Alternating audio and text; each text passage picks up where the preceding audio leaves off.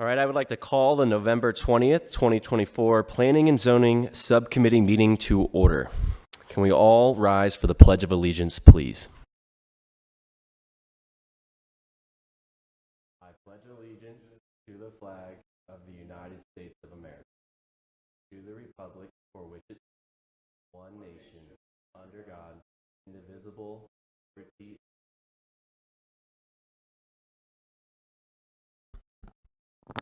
May I ask for a roll call? Commissioner Bradshaw, Present. Commissioner Helms, Present. Vice Chair Gillette, Commissioner Patillo, Commissioner Martin. We have a quorum. We have a quorum. All right, we are going to pass the automated announcements today, and we will start with item number 1, Matthew Gunderson. All right, so item number 1 is covering the two community meetings that were held last month, so which included the Valley Vista vicinity north of Kingman, and then the Fort Mojave and Mojave Valley area. So we'll start with Valley Vista.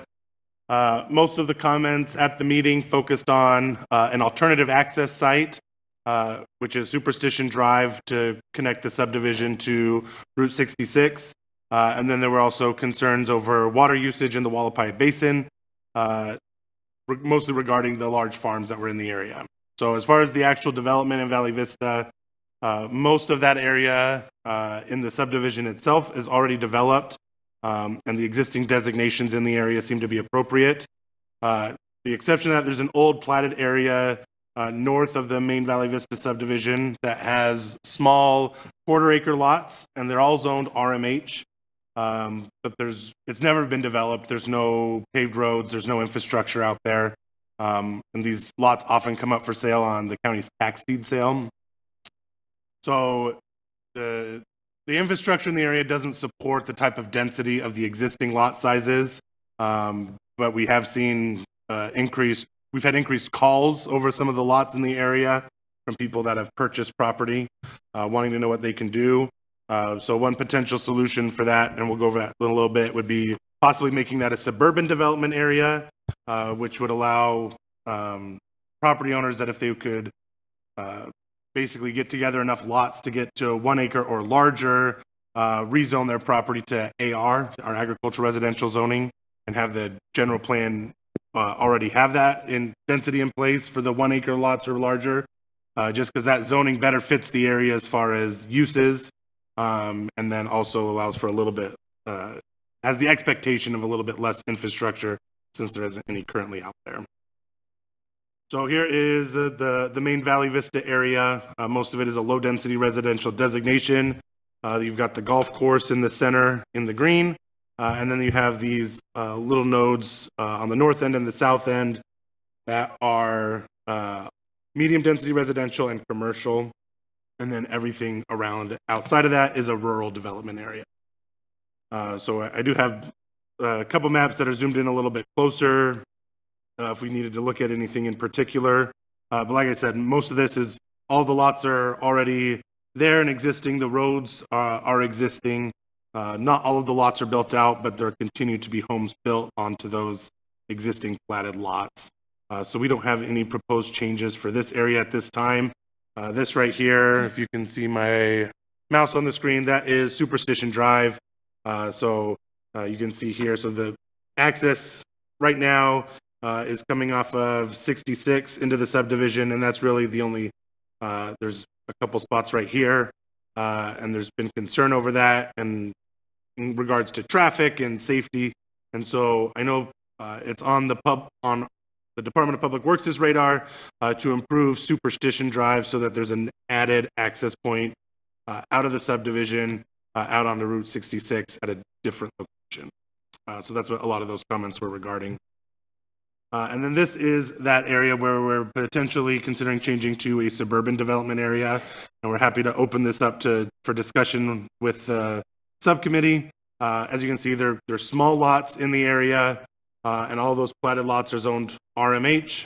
But again, there's no paved access. There's no, to my knowledge, there isn't electricity in the area, water, any of that. So it was platted really before we had any regulations as far as subdivisions go. And so it's an area that is platted but doesn't really work. And most people that we've talked to over the past few years in this area don't have any intention of putting a manufactured home on the property, which is what the main zoning allows for. And so we're just looking at, allowing people to change that zoning designation so that they can build something out there that they want to build, but also changing it to a medium density residential also doesn't make a whole lot of sense given that there's no paved roads or anything. So that's kind of the dilemma that staff has had in looking at this area in particular. But that is the last one for the Valley Vista area. So with that, we'll pause there and open it up to the subcommittee if they have any comments or anything. At this time, is there anyone who would like to speak on this portion of number 1 from the public? Okay. Are there any comments from any other commissioners? I have a couple of questions. Commissioner Bradshaw here. Go ahead. Great, thank you.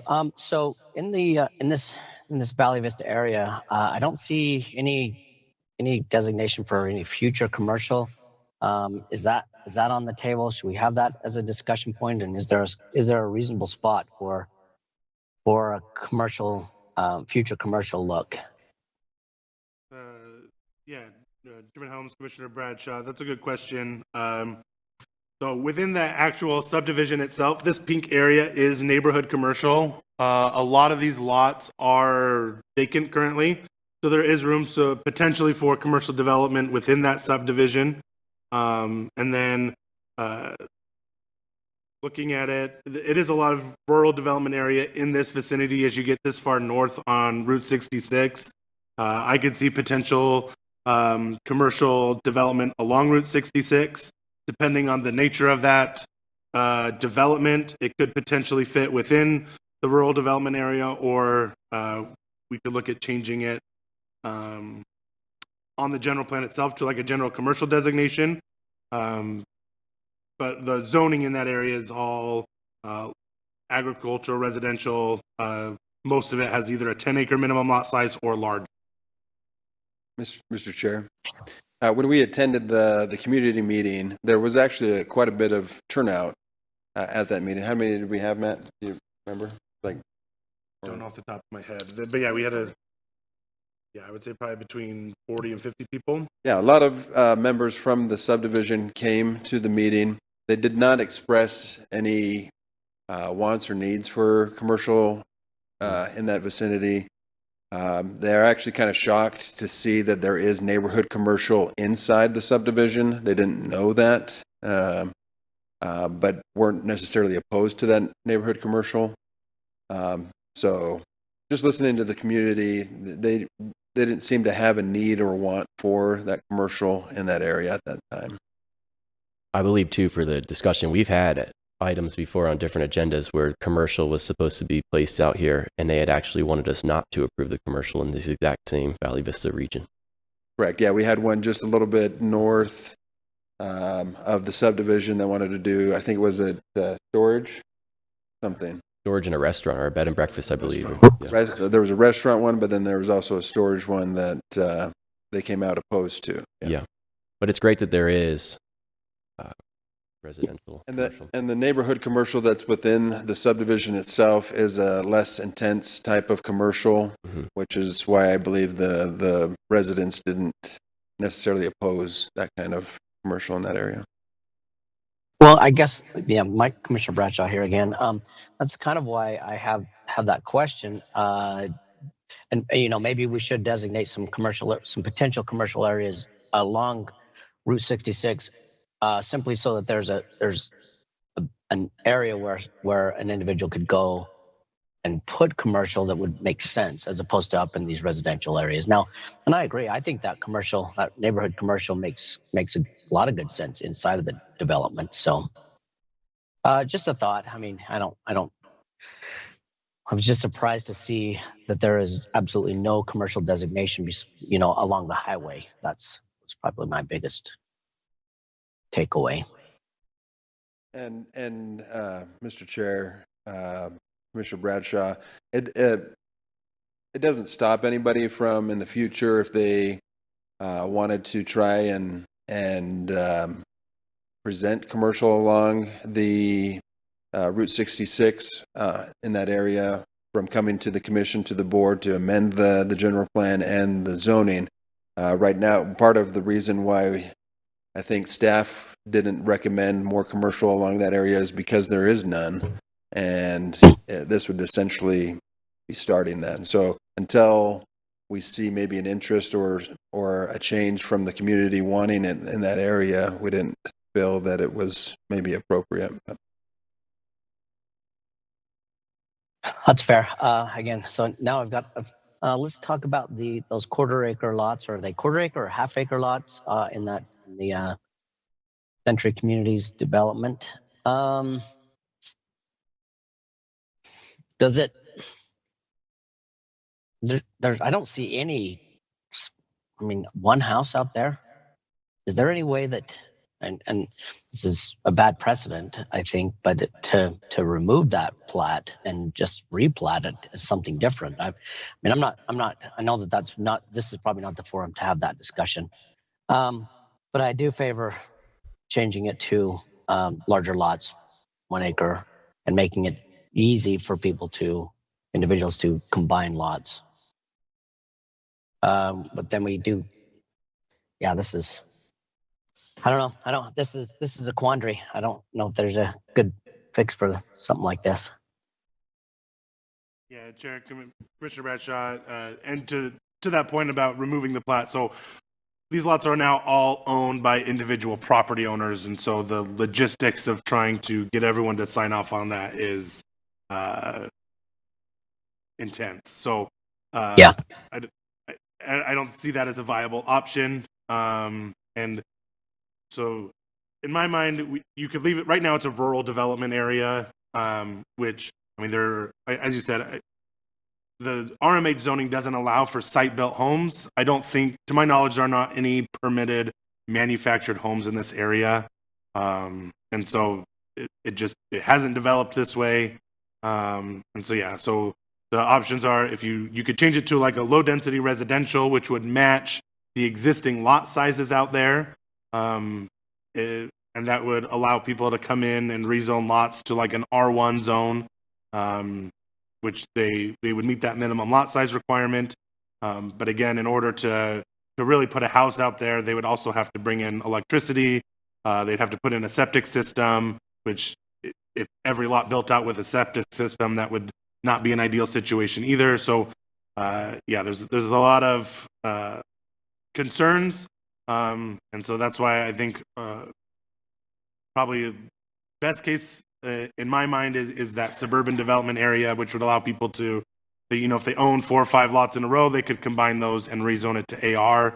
And then the hope would be that over time they would kind of morph into those a little bit larger lots, which would be supported a little bit better in that area.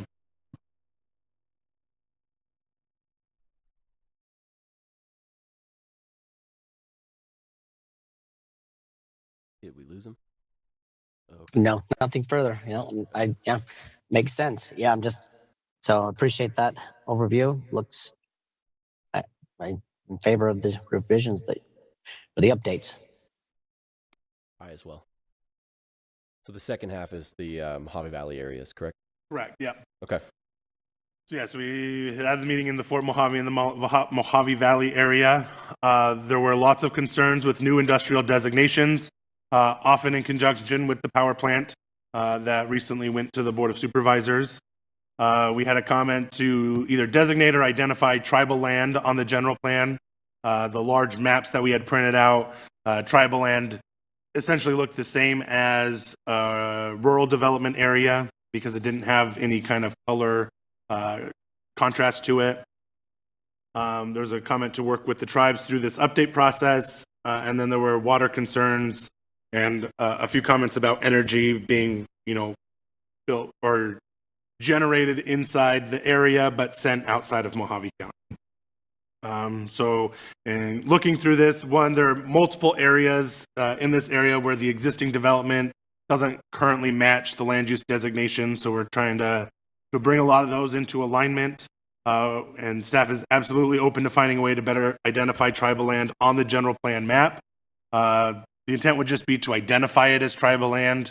As of right now, our general plan doesn't have any designations on those tribal properties, similar to how we use city jurisdictions. Once you get to city limits, our general plan doesn't have any designations for those city limits because it's outside of our jurisdiction. So we would propose doing something similar with the tribal land, being able to identify where those lands are without actually providing a designation on our end. And then just to clarify, so with all of the proposed changes that I'll go through here, any of the changes that are going to a more intense land use designation is due to the existing zoning and or development. We're not adding any additional industrial designations for hopes of future industrial development. So I just wanted to clarify that as we dive in. So here is the Fort Mojave Valley area. This blue here, this is the southern end of Bullhead city limits. So this is kind of the area that we're looking at here. And then this dark blue here is the northern portion of the Sterling Solar project that has been zoned but hasn't been built. So looking at some of the changes that we're looking at here. So I've got a few of these slides as we kind of work from the north end down to the south end. Not a lot of major changes. So right here along Highway 95, this is an area that has a high density residential land use designation. All of the zoning in this area is commercial. So we're proposing changing that to a general commercial designation. Similar over here, this is an existing subdivision. I believe there are R1 zoning lots. For some reason in this top corner here, again, more high density residential designations. That doesn't match what's existing there. So we were just proposing to change that and finish out that low density residential in that area. Moving south here, again, some areas where over here it's showing as a residential designation, but it's all commercial zoning. So we're changing this area to commercial. We do have this property over here is currently zoned AR. The north half has a commercial designation. The south half has an industrial designation. We're in looking at that. We don't have any proposals for this area. Haven't seen any. So we're proposing changing that to a suburban development area to match the existing AR 1 acre minimum lot size zoning. That would take away some of that industrial designations there. Over here, you can see this strip of commercial agricultural residential zoning. So we're changing that to a suburban development area. And then out here, you can see this commercial here, where this is vacant large properties. And so we're changing that. We're proposing to change that to a rural development area. So that's kind of this area here. I think I covered everything. So we'll move a little bit further south. Sorry, I made these super small, so I can't even read my street names. I should have wrote them down on a sticky note. So this is Joy Lane right here at the top of the screen. This is the solar areas out there at Joy Lane. So again, we have some commercial designations here that are all residential zoning. So we're proposing changing most of that here to low density residential. There is this corner lot that does have a commercial zoning designation. And so we're in structure there. So we're proposing to leave that as commercial. Here, again, a mix of general commercial and high density residential. Just proposing to extend that general commercial out to match the zoning designations. And then this here is a public facilities designation. It's all large 40 plus acre lots, no development on it. So we're proposing to change that to a rural development area. And then I believe that is To your left, just to the left of the 95 sign, there seems to be some changes right there. Yeah, so this is this is an area where there's a mix of different designations. So this is commercial, this is suburban development area, and this is light industrial. Where this one is expanding the light industrial area because this parcel here is all zoned M for manufacturing already. The only development part is right here along, where are we at here? Boundary Cone Road. But the entire parcel has the same zoning designation, which is why we're expanding the land use designation as well to match. And then the general commercial extends a little bit as well, again, so that changes a little bit.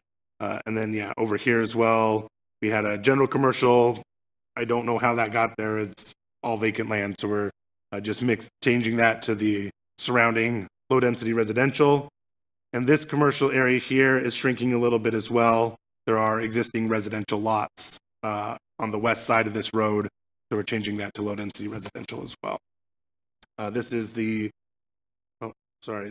is a subdivision that had a very large preliminary plat, has not all been developed. So there's a lot of, there was medium density residential in here, general commercial up here. None of that has developed. We haven't seen any progress on development. So we're changing that to low density residential to take away that medium density residential and that general commercial. Yeah, those are those. Again, moving further south, here we have an area of general commercial, high density residential, low density residential. This green shape is commercial recreation. And then we had some light industrial. None of it matched what we have currently out there. So we're changing most of it to a suburban development area, so 1+ acre lots. And then there's a strip of light industrial. The zoning for the actual development here along Highway 95 is mostly CMO. And then I think one of them is C2H for a storage facility. And then down here, again, more commercial that hasn't been developed. So we're changing that to suburban development area. And then down here is all agricultural land. And so the ag land we're changing to a rural development area and only keeping the areas where there's existing commercial development. And then this is public facilities. I believe that's a school down there off of Willow Drive. And then here, so this is a subdivision. This is a manufactured home subdivision with really small lots. So within that area with the small lots, we're changing from a low density residential to a medium density residential because it exceeds the lot densities for low density. And then here, so this blue here is the recently rezoned to MX for a gravel pit. We don't have a lot of changes here. Mostly changing some of this agricultural land that's low density residential to a rural development area. We did extend, this is all zoned SD, special development for a cemetery. The purple here it's a public facilities designation. This is the existing cemetery. So this area that's low density residential further down is still zoned for a cemetery. So we just extended that public facilities designation down. We don't have a specific designation for cemeteries, so it's not a perfect fit, but it matches a little bit better since there doesn't seem to be any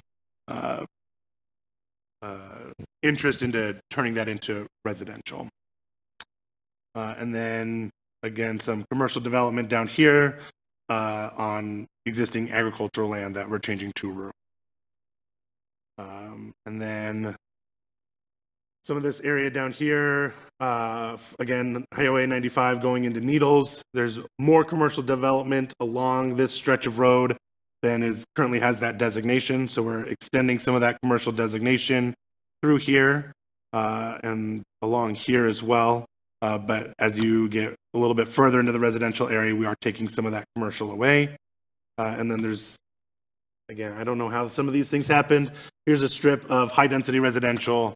We're changing to low-density residential. These properties in here along the river are all zoned RE, which has a half-acre minimum lot size. And so here's kind of a side-by-side for the whole area. Not a lot of changes, but definitely some small pockets where we're looking at updating things, mostly just to match the development that we currently have out there. We see a lot of development on existing commercial lots. We don't get a lot of rezones in this area. Most of the development we see is site plans and things along Highway 95 for properties that already have that. So with that, we'll turn it back over to you guys. Okay, I think at this time, if there's only other Commissioner Bradshaw, do you want to have comments now, Commissioner Bradshaw, or would you like to open it up for community comments and then go into our comments? Yeah, I actually think that it's a good cleanup. I don't really have any comments. Yeah, I believe it to be a cleanup as well. It seems to be that was mostly the objective, was just to match current zoning that exists. So for that, on that token, then we'll open up anyone here to speak. And we have 2 signed up right now. We'll start with Pastor Roy Hagmeyer and then Irene Evanston. You guys can stage yourself. If I pronounce your name wrong, I apologize. Evanston.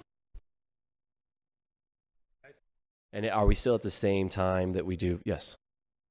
I won't take a lot of time. Good afternoon, Mr. Helms and Planning and Zoning. I just had a couple of questions. Mojave Valley residents, as you all are aware, were completely ignored by the passing of the rezone and the general amendment, and I know that was out of your hands. It was done by the Board of Supervisors. We're still not happy about it, and you probably are well aware of that. But the residents of Mojave Valley stand firmly against any major industrial, and I'm glad that we didn't see any major changes because we're an agricultural area and we live there because we like that. I did have a question. The properties that you're going to change some zoning on, are the property owners on board with those changes because they purchased this property as zoned? You randomly change the zoning, or are they all notified of that? So, Chair Helms, just to clarify that, so this is the general plan update. So these are land designations that are changing. The actual existing zoning on the properties are not changing. And so that's what actually gives the rights to, build what you can build on your property is determined by the zoning ordinance, not by the general. Okay. So the existing uses allowed on the property will not change at all through this process. Okay, great. And when we went out to the peaker plant site with Supervisor Angus, I'm not sure who this guy was, it was with her, but they said ADOT was planning on building an asphalt plant at the end of Laguna out by the cemetery, and that ADOT could do what they wanted to and the county had no say. Is that accurate? Chair, I'm not aware of anything like that. I guess it would depend on where they built it. I mean, you get to the end of Laguna out there, and you get onto federally owned property. And so if it's on BLM land or state-owned land, yeah, we would not have any jurisdiction at all over what they do on that property. Yeah.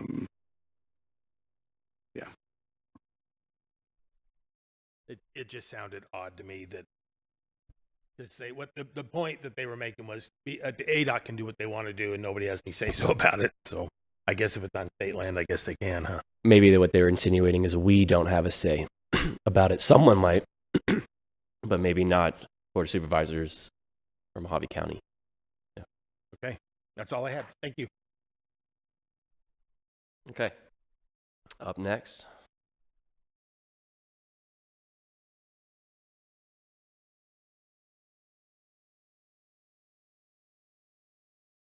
Good afternoon, Irene Evanston. I'm with the Fort Mojave Indian Tribe and the Emergency Response and EPA Department. We attended the community meeting that was held in Mojave Valley, and I was very pleased to see that Development Services were able to bring forth some of those concerns that affect the tribe. So building relationships and partnerships with the county, within the county. We just kind of have some questions on how that relationship is going to start building here forward, especially with the strong opposition of the Mojave Energy Park proposal that is adjacent to tribal lands. So being able to come to the table and ask those questions, how and when do we start building those partnerships? As it was clearly stated, jurisdictions have different operational rules, values, and processes. The tribe would like to continue moving forward in good faith with the county, as we are a part of the county, and these do affect operations and growth for both economically on the tribal side and the county side. So we just want to know how tribes would be notified moving forward of these proposed changes of anything that's adjacent to tribal lands. And that's all I have. Thank you. Would you like to answer that now, staff, or? Yeah, Chairman Helm. So as far as like the individual rezones, things like that, our requirements are to notify all property owners within 300 feet of a property. I'd have to look at our GIS. I know property that's owned by the tribe shows up as being owned by the tribe. I don't know off the top of my head what like the address we have associated with that is. So it may be just getting, the best contact information to make sure that those are getting to the right people so that they are able to look at those on an individual basis. And as well, once we get all of the comments and everything worked into our general plan, we will as we send out our general plan to all of the neighboring jurisdictions, including neighboring counties, cities within the county, state jurisdictions, we will send those to the tribes as well for their review and comment. Mr. Chair, I'd also think that we could maybe just even after this meeting meet with Irene and we can sit down or set up a time that we can sit down and say, okay, what's the best way to contact you? What's the best way to work forward with any development going forward? And so sitting down and having a meeting and starting that process, I think would be a good start. Okay, awesome. We'll look forward to that after the meeting then. Yeah. All right, so we will close the comment section for item number 1. Are there any other questions or concerns, comments from any other commissioners on?